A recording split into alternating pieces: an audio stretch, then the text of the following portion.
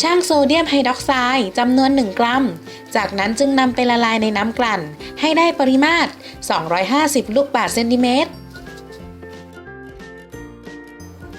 ใช้ปิเปตดูดสารละลายไฮโดรคลอริกเข้มข้น 4.2 โมลต่อลิตร